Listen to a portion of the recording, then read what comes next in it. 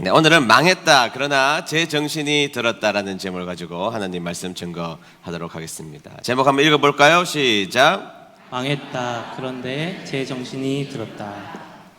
지난주 우리는 탕자에 대해서 살펴보면서 탕자의 문제점의 시작점은 자기중심적이다라는 이야기를 들었습니다. 자기만 좋으면 되고, 자기만 기쁘면 되고, 자기만 성질내면 되고, 자기만 만족하면 되고, 다른 사람의 기분이나 다른 사람들의 아픔이나 다른 사람들의 상처는 전혀 상관없이 자신 중심적 사고를 가지고 있는 그 시작점에 서 있는 사람이 바로 탕자였음을 말씀을 드렸습니다. 지난 일주일간 여러분 혹시 탕자로 사시지 않으셨나요? 내 중심적 내 마음대로 살아갔던 모습이 있다면 여전히 우리는 탕자의 모습일 수 있다는 것이죠. 자, 이제 드디어 탕자는 새로운 자신만의 삶을 살기 위하여서 자신이 그렇게 꿈꾸었던 혼자만의 동경 어린 나라로 떠나게 되었습니다. 아무런 간섭이 없는 그 나라로 떠나갔던 그 탕자의 모습, 여러분 가보지 않으면 우리는 동경이라는 것이 생기지 않습니까? 저는 아주 어릴 때부터 저는 미국에 가서 사는 게 저의 꿈이었습니다. 왜냐하면 드라마를 보면 미국 사람들은 맨날 햄버거 먹고 맨날 콜라 먹기 때문에 그렇기도 하고, 미국에 나오는 여자들이 다 예쁘더라고요. 가수 아닌 줄 제가 확인했습니다만, 그리고 고등학생들도 자동차를 끌고 다니는 그 미국을 너무나 가보고 싶었습니다. 그래서 그 당시에 또 어르신들은 미제는 양잿물도 마신다. 들어보셨나요? 네, 그런 이야기까지 하니까 미국이 도대체 얼마나 좋으면, 저는 어릴 때 선교사님들이 미국 선교사님이 오시면 미국 선교사님 얼굴은 기억나지 않는데 그분이 주셨던 초콜릿은 기억납니다. 그 초콜릿을 집에서 달콤하게 먹고 나면 미국은 더욱더 제 마음속에 공감각적으로 그리워지기 시작했던 것이죠. 그래서 지금까지 저는 초콜릿을 무지무지 좋아합니다. 우리 어머니 얘기했던 분이 미제 가위를 선물로 주셨는데요, 미제 가위 보셨나요? 네, 선물로 받은 그 미제 가위의 용도가 뭘까요? 관상용입니다. 관상용. 가끔씩 꺼내서 보십니다. 그리고 넣어놓으십니다. 한 번도 가위질하는 모습을 못 봤고 지금 어디로 갔는지 사라져버리고 말았습니다. 그런데 나중에 미국에서 유학을 가시거나 이민을 가신 분들이 하신 이야기를 들어보면 미국은 관광 비자로 갔을 때가 가장 좋았다. 직접 부딪혀서 살아본 그 미국은 자신들에게 처절하게 고통을 준 곳이었다. 이런 이야기를 했습니다. 우리는 지난주에 탕자가 집을 나간 모습까지 보았습니다. 자, 오늘 본문은 집을 나간 이 탕자의 모습을 아주 자세하게 기록하고 있는데 오늘 그 행적을 샅샅이 한번 추적해 보도록 하죠. 자, 첫 번째, 먼 곳은 사람의 죄성을 각성시킨다는 것을 우리는 깨달아야 한다는 것입니다. 다 같이 읽어봅니다. 시작. 먼 곳은 사람의 죄성을 각성시킵니다. 13절 중반절을 볼까요? 13절 중반절. 다 같이 읽어봅니다. 시작. 거기서 그는 방탕한 생활을 하다가. 아멘. 자, 이 문장을 잘 보셔야 합니다. 거기서 그는 방탕한 생활을 하다가. 자, 거기가 어딥니까? 자, 거기는 먼 나라입니다. 도무지 자신에 대한 정보가 없는, 자신이 누군지 모르는, 누구 집안의 아들인지 모르는, 김씨 집안의 아들인지 박씨 집안의 아들인지 전혀 모르는 먼 곳을 이야기하는 것이죠. 그래서 거기는 자신에 대한 정보를 아무도 가지고 있지 않는 저 먼 곳을 가리키는 것입니다. 자, 거기서 뭘 했습니까? 아무도 자신을 모르는 그곳에서 그는 방탕한 생활을 했다. 그렇게 말하고 있죠. 먼 나라가 그를 방탕한 생활로 인도했음을 성경에서는 말하고 있습니다. 여러분, 먼 나라에 가면 먼 나라일수록 우리는 방탕한 삶으로 우리를 인도합니다. 물론 우리는 존재론적으로 죄인이기 때문에 우리는 먼 나라를 가지 않아도 가까운 곳에서도 얼마든지 죄를 짓는 존재이지만, 그러나 우리는 먼 곳에 갈 때 더 많은 죄를 지을 가능성이 있습니다. 큰 죄는 집안에서는 잘 짓지 않습니다. 큰 죄는 우리가 김천에 살면서 그렇게 큰 죄를 짓지 않습니다. 여러분, 교회 근처에서 여러분들은 꽤 경건한 분들이실 것입니다. 그러나 멀리 가면, 나를 알지 못하는 멀리 가면 이상한 용기가 우리는 생기기 시작하고 죄를 지으려는 본성들이 꿈틀거리기 시작한다는 것입니다. 왜일까요? 먼 곳에는 나를 아는 사람이 아무도 없기 때문입니다. 내가 누군지도 모르기 때문입니다. 그래서 이상한 죄에 대한 자유함을 사람들은 먼 곳에 갔을 때 생기기 시작한다는 이야기를 생각보다 많이 제가 들어본 적이 있습니다. 그런데 김천은요, 매우 위험한 곳입니다. 김 집사님 계시죠? 이 집사님 계시죠? 박 집사님 계시죠? 그분들의 모조리 CCTV가 되어서 저를 쳐다보고 있으니 저는 김천에서는 밥 먹을 때조차도 경건하게 먹으려고 노력하는 사람입니다. 성도님들을 만나면 밥 먹을 때도 경건하게 밥을 먹습니다. 한번 제가 이야기를 했는데요. 우리 아이 어릴 때 10년이 한 20년 된 것 같은데, 제가 대형마트에 한번 간 적이 있습니다. 남자들은요, 목적지향적이기 때문에 내가 필요한 거 딱 사면 그냥 집에 돌아오면 됩니다. 그런데 여성들은, 특별히 우리 아내들은 반드시 그 대형마트에 본인의 흔적을 다 남겨 놓아야 하는 것입니다. 사방을 다 다닙니다. 그럼 얼마나 그게 힘들어요, 따라다니니까. 그래도 남자들은 결코 거기서 인상을 쓰면 안 됩니다. 입술은 실룩거릴지언정 절대로 잔소리하면 안 됩니다. 무조건 잘 따라다녀야 합니다. 근데 제가 잘 따라다녔는데 표정이 별로 좋지 않았던 것 같습니다. 그러니까 저희 아내가 귓속말로 저에게 한마디를 했습니다. 당신, 여기에 당신이 목사님이라는 사실을 아는 사람이 있을지도 몰라? 그 이야기를 듣는 순간 저는 마치 파라다이스에 있는 것처럼, 휴양지에 있는 것처럼 제 표정이 완전히 바뀌기 시작했다라는 것이죠. 여러분, 솔직하게 말하면 좀 불편한 곳이 우리를 지켜내는 곳입니다. 한번 따라하겠습니다. 불편한 것이 나를 지킵니다. 네, 제가 다니면서 제가 목사입니다 이렇게 굳이 이야기하지 않습니다. 물어보지 않는데 제가 목사라고 굳이 말할 필요가 없는데, 목사라고 밝힌 그 순간 저는 조금 불편해지긴 하지만, 그러나 목사라고 밝힌 그 불편한 때문에 예의를 지키고 반듯하게 살려고 노력하는 모습이 저에게 보인다는 사실이죠.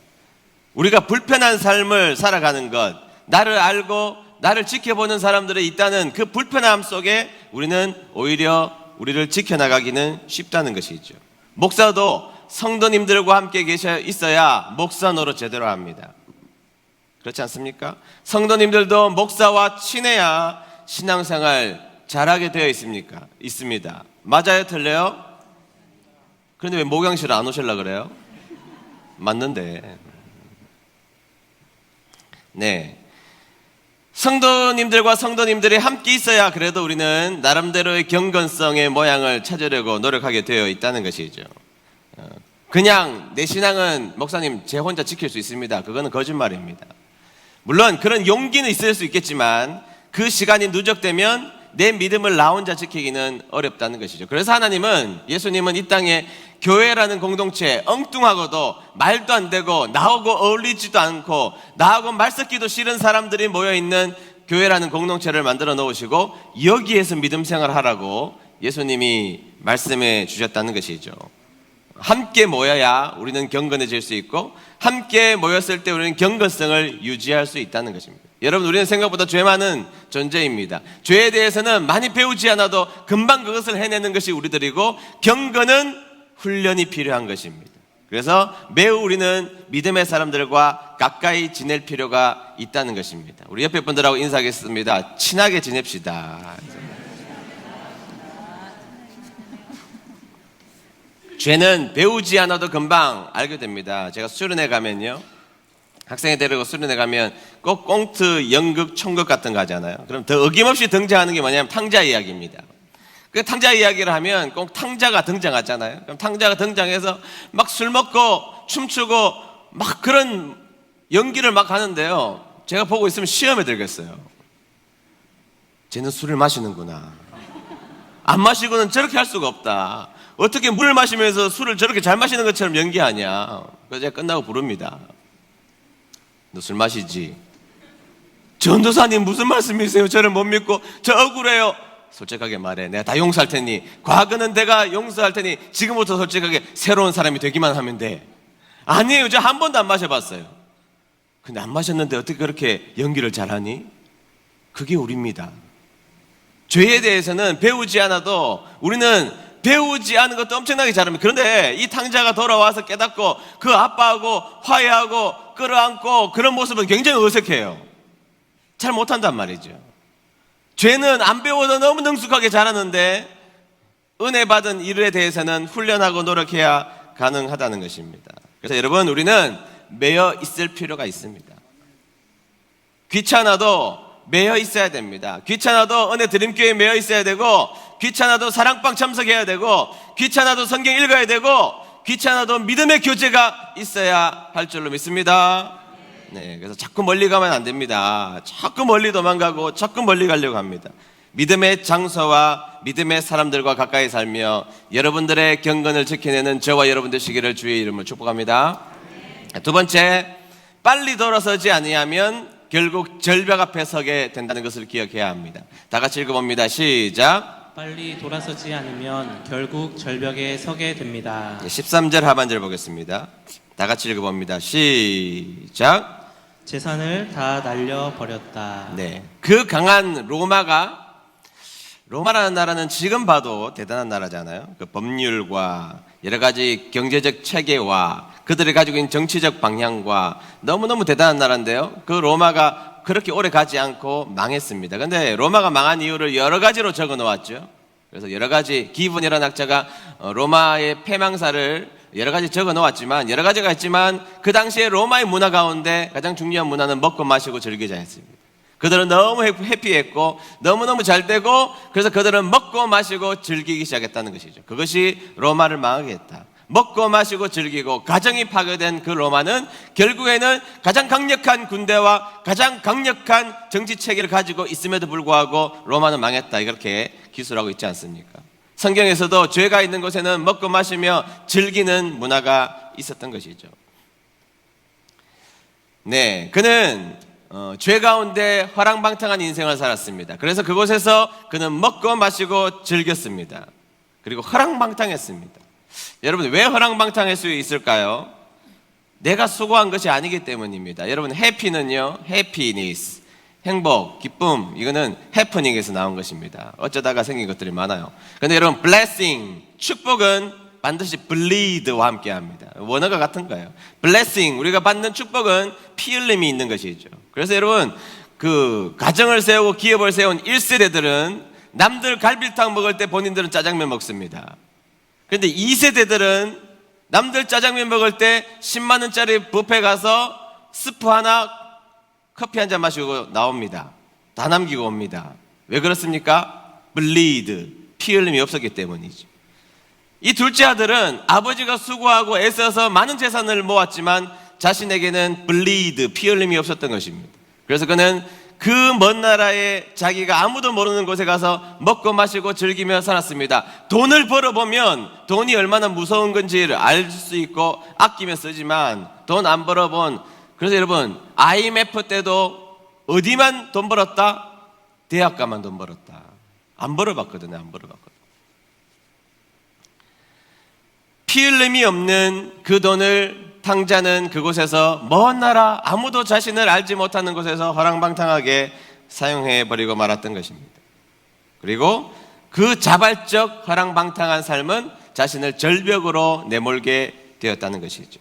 자, 그 다음 어떻게 되었을까? 14절 볼까요? 14절 다 같이 읽습니다. 시작. 모든 것을 다 써버렸을 때 그 마을에 큰 흉년이 들었다. 그래서 그는 아주 가난하게 되었다. 아멘. 자, 우리는 이것을 설상가상이다 이렇게 표현하잖아요.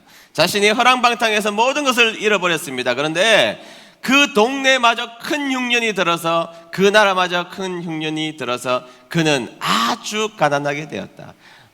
먹을 것이 없었다는 것입니다. 그런데 여러분, 아무리 주위가 가난해서 그 나라가 망했기 때문에 다 망했을까요?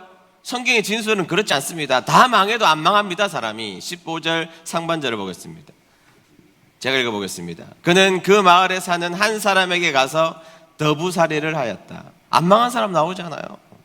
다 망해도 안 망한 사람 있다 이 말이죠. 다 망한다고 해도 아니 다 망했으니까, 환경이 엉망진창이니까 아니 나도 그럴 수밖에 없지, 성경에서는 그렇게 말하고 있지 않고 다 망해도 안 망한 사람이 있다는 것이죠. 우리 은혜드림교회 성도님들은 이런 분들 되시기를 축복합니다. 네. 다 망하지 않았는데 본인은 자신도 가난해졌고 환경마저 어려워져서 철저하게 망해버리고 말했던 것이죠. 그래서 철저하게 망한 그는 남의 집에 종도 아닌 더부살이의 삶을 살아갈 수밖에 없었던 것입니다. 남이 선택하여 종으로 간 것이 아닙니다. 나 그냥 먹고 살게 해주세요 하고 더부살이의 삶을 살게 되었던 것이죠. 그래서 절벽 앞에 서게 된 것입니다. 타락도 적당하게 해야 됩니다. 여러분, 적당하게 뭐든지 해야 됩니다. 남 욕도 적당하게 해야 됩니다. 상대를 공격하는 것도 적당하게 해야 됩니다. 타락도 끝장 보면 안 되고 적당하게 해야 됩니다. 또 이렇게 말하면 또 타락을 또 적당하게 목사님이 하라고 하셨다고. 적당하게 했어야 되는데 그는 절벽 앞에 설 만큼 타락해버리고 말았던 것이죠. 돌아서지 않았던 탕자는 결국 절벽 앞에 서 있게 되었던 것입니다. 여러분, 돌아서지 않으면 절벽에 서게 됩니다. 따라하겠습니다. 돌아서지 않으면 절벽에 섭니다. 인간관계 마찬가지입니다. 가정 마찬가지잖아요. 여러분, 절벽에 서 있어서 더 이상 헤어나오지 못하는 가정들도 많고, 물질도 마찬가지입니다. 사람도 마찬가지고, 공부도 마찬가지고, 우리의 사회생활도 마찬가지고, 인간관계도 마찬가지입니다. 절벽에 서 있을 때가 있습니다. 적당히 가야 합니다. 너무 지나치게 끝까지 몰아붙이고 끝까지 가서는 안 된다는 것이죠. 그는 끝까지 놀았습니다. 끝까지 즐겼습니다. 끝까지 마셨습니다. 그래서 그는 절벽에 내몰리는 삶이 되어버리고 말았다는 것이죠. 자, 마지막 세 번째입니다. 세 번째, 추락할 때 그러나 날개를 만날 수도 있다는 것입니다. 다 같이 읽어봅니다. 시작. 추락할 때 날개를 만나게 됩니다. 자, 보세요. 부잣집 도련님 스포츠카 한 대 뽑았겠지요? 네, 명품 시계 찾겠죠? 좋은 옷 입었겠죠? 그리고 이제 타고 밖에 나와서 허랑방탕하게 멋진 삶을 나름대로 살았습니다. 근데 그것은 잠시입니다. 성경에서 여러분, 죄의 낙은 오래래요, 잠시예요? 잠시입니다. 우리가 죄를 누리는 그 기간은 매우 짧다는 것을 알아야 합니다. 자, 탕자가 죄의 유혹 앞에 넘어져서 충분히 죄를 지었습니까? 오래 지었습니까? 넉넉히 지었습니까? 우리 찬양은 넉넉히 이기리라 하지만 그는 오래지 않아 그의 인생이 완전히 망가져 버리고 말았습니다. 그 절벽에서조차 떨어져 추락하기 시작했는데요, 성경에 그의 추락을 이렇게 아주 명시하고 있다는 것을 기억해야 됩니다. 15절 상반절 보겠습니다.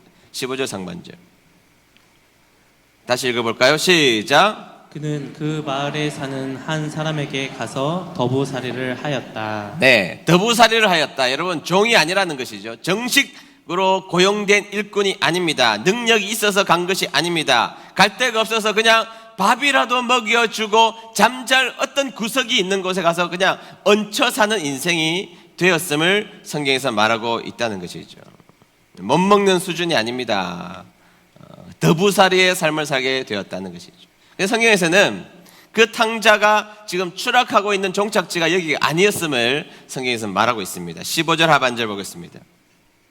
15절 하반절 다 같이 읽습니다. 시작. 집주인은 그를 들판으로 보내 돼지를 치게 하였다. 아멘. 자, 돼지. 우리는 돼지 그러면 삼겹살의 희열이 생각나잖아요. 삼겹살의 기쁨. 오늘 저녁에 삼겹살 파티하자. 얼마나 행복합니까? 제가 유일하게 2인분까지 먹을 수 있는 고기는 삼겹살입니다. 김천의 자랑이 뭐죠? 은혜 드림교회지 무슨 돼지교육입니까? 네. 딴 지역 가면 돼지고기 맛없죠? 김천이 최고입니다. 여러분, 우리에게는 돼지고기가 이렇게 아름답고 황홀한 음식이지만 유대 사람들에게 가장 혐오하는 음식이 뭐냐? 대표적인 한 가지를 꼽으라면 돼지고기입니다. 여러분, 비행기를 타면 유태인식으로 내가 선택할 수 있습니다. 유태인식으로 선택했다는 이야기는 돼지고기가 결코 나오지 않는다는 겁니다. 그런데 여러분, 2차 세계대전 때도 독일 사람들의 유태인들을 학대하는 방법 중에 하나, 고통스럽게 학대했던 방법 중에 하나가 생 돼지고기를 이스라엘 사람들의 입에다 집어넣었습니다. 매우 끔찍하게 생각하는 것, 너무너무 더럽게 생각하는 것, 그게 돼지고기였다는 것이죠. 그런데 여러분, 지금 이스라엘에서 출발한 이 탕자가 저기 먼 나라까지 가서 결국에는 지금 뭐 하고 있느냐? 돼지 치는 일을 하고 있다는 겁니다. 그 부정한 돼지, 만나면 재수 없는 돼지, 우리는 꿈에서 돼지 나오면 복권 사러 가야 되겠다 뭐 이러지만 이스라엘 사람들에게 꿈에서 돼지 나오면 개꿈보다 더한 겁니다. 그 끔찍한 돼지를 치는 인생이 되었다는 것은 그 탕자는 갈 때까지 갔고 가지 말았어야 할 것도 갔고 유대인으로서는 가장 밑바닥의 인생, 아무리 처절해도 이 인생을 살지 알겠다는 바로 그 인생을 탕자는 지금 살고 있었다는 것입니다. 계속 추락하고 있었다는 것입니다. 그런데 이 추락의 끝은 여기가 아닙니다. 16절 상반절 보겠습니다. 16절 상반절 다 같이 읽습니다. 시작. 그는 돼지가 먹는 쥐염나무의 열매를 먹어 배를 채우고 싶은 마음이 간절했다. 아멘. 무슨 말입니까 이게? 개밥 먹겠다. 개밥 먹겠다. 우리로 말하자면 그것도 집에서 키우는 개 아닙니다. 밖에서 키우는 잡종개, 시골 잡우종. 시골 잡종을 시골 잡우종이라고 해서 합니다. 네, 시골 잡종이 먹는 그 더러운 개밥도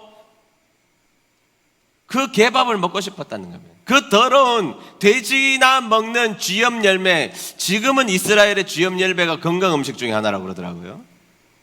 아니 우리 옛날에 꽁보리밥 싫어했지만 지금은 건강 음식이죠. 웰빙 음식인 것처럼. 네, 그러나 그 당시에 돼지나 먹는 이 더러운 쥐염 열매로 자신의 배를 채우고 싶은 욕망을 가득 채웠습니다. 배고픈 서러움, 처절하게 느끼고 있었다는 것이죠. 그런데 여러분, 이 추락의 끝이 여기가 아닙니다. 여러분, 우리가 탕자 이야기 가운데 오해하는 게 몇 가지가 있어요. 재산 나눠줄 때 둘째 아들에게만 나누셨다 아니라고 그랬죠. 첫째 아들에게 나눠줬습니다. 또 하나는 이 탕자가 얼마나 불쌍한 삶을 살았는지 돼지가 먹는 쥐의 열매를 먹었다 이렇게 말하는데 안 먹었습니다. 16절 하반절 보겠습니다. 제가 읽겠습니다. 그러나 주는 사람이 없었다. 그 더러운 쥐염 열매, 그 냄새나고 구역질 나는 쥐염 열매조차도 아무도 주는 사람이 없었습니다. 여러분, 우리가 인간다움이라는 것을 말할 때 우리 동양 철학을 배우다 보면 사단 7정 이런 걸 배웁니다. 맹자가 한 이야기인데요. 그래서 이 사단이 인, 의, 예, 집니다. 제일 중요한 게 동양 철학에 있어서 가장 중요한 한자 단어 한 단어를 저에게 뽑으라면 어질인자입니다. 그 이름이 저의 이름 속에 들어가 있다는 것입니다. 제일 중요한 거예요. 여러분, 동양 철학 배우다 보면 가장 중요한 핵심적 단어 한 단어가 인입니다. 인, 어질인. 비로소 사람이라면 어질인에 부딪혀야 된다. 그러면 그 어질인이 대표적으로 나타나는 현상이 측은지심입니다. 불쌍히 여기는 마음이라고요. 그러니까 우리가 인간이라는 것을 증명할 수 있는 가장 좋은 방식은 불쌍한 모습을 보고 불쌍히 여기는 마음이 있어야 된다고요. 이 탕자는 어디까지 떨어졌느냐? 배고픈데 거지가 되었는데 이 쥐염 열매를 먹고 싶은데 쥐염 열매를 주는 사람이 없다는 거예요. 그러면 우리는 이렇게 생각해요. 그 주위에 있는 사람들이 엉망진창이구나, 측은지심이 없는, 인이 없는 나쁜 인간이구나 이렇게 생각할 수 있지만 그게 아닙니다. 탕자의 모습을 그동안 바라보았던 사람들이 보기에 탕자 저 인간 쥐염 열매 먹을 자격도 없어. 저 인간 인간이 아니야. 깨달아 봐야 돼. 저 인간 더 고생해 봐야 돼. 더 굶어 봐야 돼. 쥐염 열매도 먹지 말아야 돼. 쥐염 열매 먹을 가치가 없어. 그런 인생으로 살았던 사람이 탕자였던 것이죠. 그래서 쥐염 열매도 주는 사람이 없는, 다시 말해서 불쌍히 여기는 인간의 근본적 마음도 들지 않게 살아왔던 사람이 탕자였다는 것입니다. 드디어 탕자는 절벽 끝에서 떨어져 날개가 없는 삶을 살게 되었습니다. 조금만 더 추락하면 자신의 모든 것은 끝인 인생이 되어버리고 마는 순간이었습니다. 더 이상 떨어질 것이 없을 만큼 추락하고 떨어지자 그의 입에서 비로소 어떤 고백이 흘러나옵니까? 어떤 이름입니까? 누가복음 15장 17절 제가 읽겠습니다. 그제서야 그는 제 정신이 들어 말했다. 그는 모든 것을 잃었습니다. 한순간에 그는 나락으로 떨어졌습니다. 절벽 앞에 서 있다고 생각했는데 어느 순간 자기는 추락하기 시작했습니다. 추락했는데 또 추락합니다. 계속 추락하여 이제는 모든 것이 끝났다고 생각하는 그제서야 그는 제정신이 비로소 그때 돌아온 것입니다. 성경의 진술입니다. 그제서야 무엇이 중요한지 깨닫게 되었던 것입니다. 여러분, 절박함이라는 것은 힘이 있습니다. 사람은 절박할 때 새로운 생각을 하게 되고, 절박할 때 깨닫게 되고, 절박할 때 의미 있는 것을 찾게 되고, 절박한 사람이 하는 이야기는 의미가 있어지는 것이죠. 제가 옥가는 목사님 설교를 한번 듣다가 보니까 교우 이야기를, 성도님 이야기를 한번 하시더라고요. 아내 혼자 신앙생활을 열심히 했는데 이제 뒤에 남편이 따라 나와서 남편이 큰 은혜를 받습니다. 그리고 열심히 복음을 받아들이고 열심히 신앙생활을 하게 되었는데요. 아들이 몇 명 있었는데 첫째 아들이 너무 노래를 잘해서 이태리로 유학을, 성악은 뭐 이태리 독일 아닙니까? 그 유학을 보냈습니다. 근데 유학을 가서 음악 공부를 열심히 하던 그 첫째 아들이 이탈리아에서 교통사고로 죽게 되었습니다. 가눌 수 없는 슬픔이죠. 자녀가 죽으면 참격이라는 독특한 단어가 있을 만큼 얼마나 마음이 아프면 독특한 단어를 만들어서 이 슬픔을 표현해야 될까요? 참격의 아픔이 그의 인생 가운데 찾아오게 된 것입니다. 사고로 죽었다는 그 가눌 수 없는 슬픔을 안고 이 부부는 이탈리아행 비행기를 탔습니다. 그리고 자신의 옆에 앉아있는 신사에게 전도를 했습니다. 부부가 했던 전도를 무시하던 그 신사가 물어보았습니다. 그런데 두 분 이탈리아에 왜 가시죠? 무슨 일로 가시나요? 그러자 이 부부가 이야기했습니다. 네, 큰아들 장례 치르러 갑니다. 그러자 이 신사가 이야기를 듣고 놀라기 시작합니다. 아니 도대체 아들 장례를 치르러 가는 길에 전도할 만큼 예수가 중요한가요? 그럼요. 내가 믿는 예수는 내가 처해 있는 슬픔보다 위대하시고 내가 처해 있는 아픔보다 훨씬 더 위대하시죠. 그럼요. 그 순간 이 신사의 표정이 바뀌더니 그 자리에서 예수님을 영접했습니다. 그리고 장례를 다 치르고 이 부부가 돌아오는 길이었습니다. 돌아오는데 동일하게 옆에 있는 한 분에게 전도를 했습니다. 그런데 이분도 동일하게 물어보더라는 거예요. 이탈리아 갔다가 왜 한국으로 돌아가시나요? 그러니까 대답을 했습니다. 네, 우리 큰아들이 이탈리아로 유학 갔다가 교통사고로 죽어서 장례를 다 치르고 돌아오는 길입니다. 그러니까 이분이 놀라기 시작합니다. 아니 정말입니까? 저 같으면 그 슬픔을 이기지 못할 것 같은데 어떻게 이 상황에서도 전도를 하시나요? 그러자 이분이 이야기했습니다. 이 전도가 세상의 그 무엇보다 가장 절박한 것이기 때문입니다. 그러자 이분도 그 절박한 아들의 죽음 앞에서도 복음을 전하고 영생을 믿는 그분의 요청 앞에 응답하여 그 자리에서 또 예수님을 믿어요. 여러분, 우리는 잃어버릴수록 그 속에서 우리가 알지 못하는 위대한 힘이 나오기도 하고, 우리가 잃어버릴 때에 우리는 무엇이 중요한지를 깨닫게 된다는 것입니다. 그리고 절박함 속에, 더 이상 떨어질 것이 없는 그 절박함 속에 우리가 붙들어야 될 하나님이 보이기 시작하는 것이죠.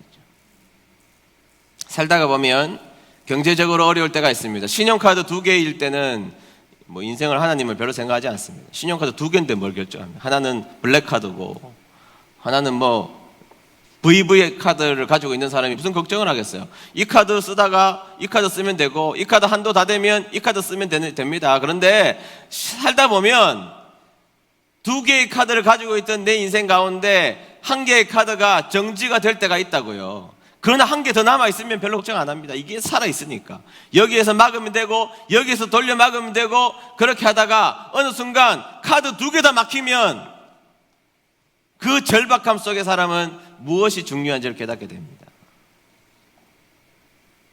카드 2개 있을 때는 무엇이 인생의 의미가 있고 어떤 삶을 사는 것이 복된 삶인지에 대한 고민하지 않습니다.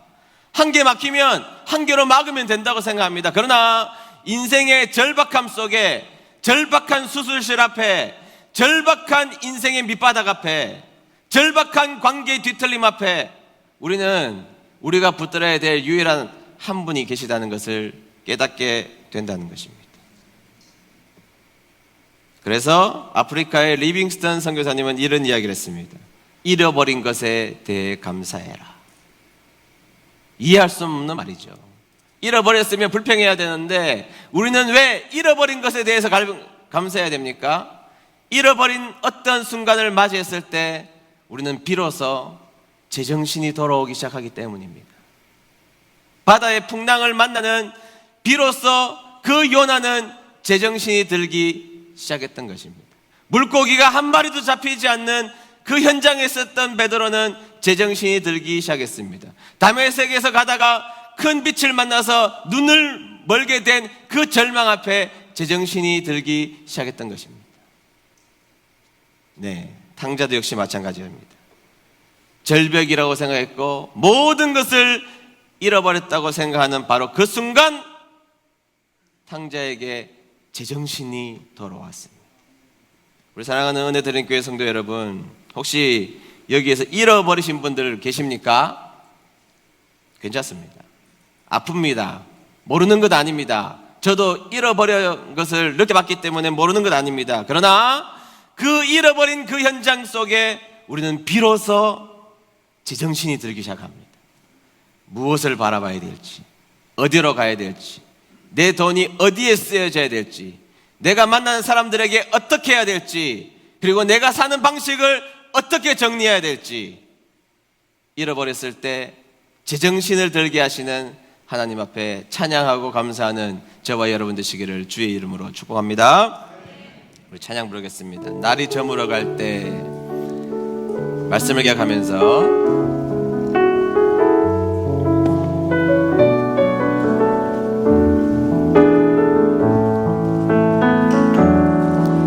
날이 저물어 갈 때 빈들에서 걸을 때 그때가 하나님의 때 내 힘으로 안 될 때 빈손으로 걸을 때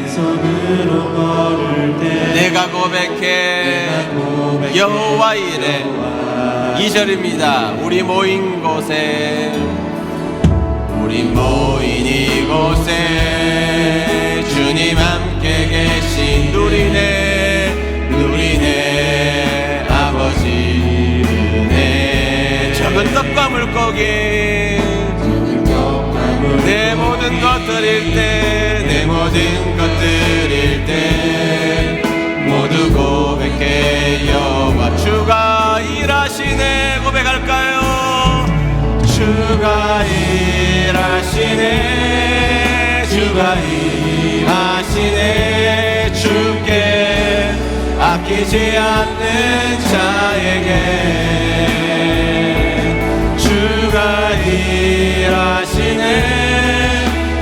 일하시네 신뢰하며 걷는 다같이 손을 들고 찬양하겠습니다.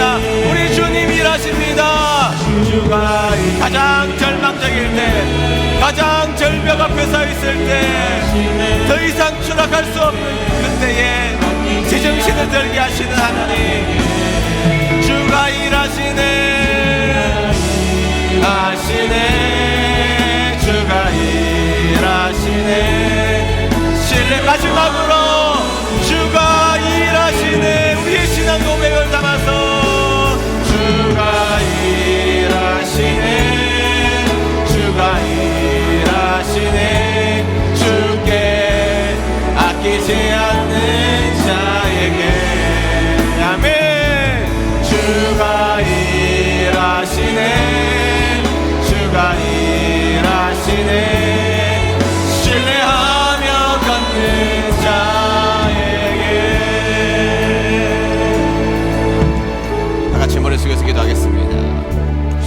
네, 우리는 가끔씩 아무도 없는 곳에 가서 편안하게 살고 싶다고 말할 때가 있습니다.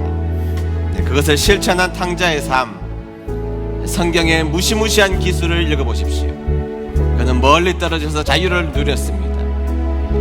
그 결과 그는 모든 것을 잃어버리고 말았네요. 심지어 인간의 마지막 존엄까지 잃어버리고 말았습니다. 우리는 멀리 떠나면 하나님 혹은 나의 가지고 있는 문제, 나를 괴롭히는 사람 멀리 떠나면 해결될 것이라고 생각하지만 그러나 모든 것을 잃어버릴 가능성이 훨씬 더 높습니다.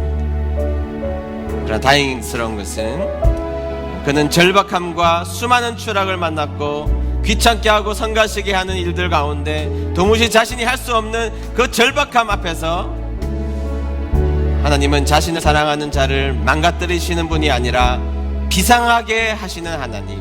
그래서 그곳에서 그는 비로소 제정신이 들었던 것입니다. 자, 혹시 이곳에 잃어버린 분들 계십니까? 아니, 살다 보면 우리는 많은 것을 잃어버릴 때가 있습니다. 잃어버린 것에 대해서 감사하라. 도무지 이해할 수 없는 역설이지만 우리는 그것을 압니다. 우리가 잃어버릴 때 무엇이 진짜 소중하다는 것을 알기 때문인 것이죠. 오늘 기도할 때 하나님, 나 오늘 이런 것을 잃어버렸습니다. 마음 아픕니다. 하나님, 그러나 잃어버린 것에 대해서 감사할 수 있는 마음을 허락하여 주시고, 하나님, 내가 이것을 잃어버렸을 때에 내가 찾아가야 할 곳이 어딘지 깨닫게 도와주셔서 하나님, 이제 제정신 가지고 믿음 생활하고 싶습니다. 우리 1분간만 우리 합심하여 기도했으면 좋겠습니다. 기도하겠습니다. 하나님 아버지, 감사합니다. 오늘 주신 말씀들을 기억합니다.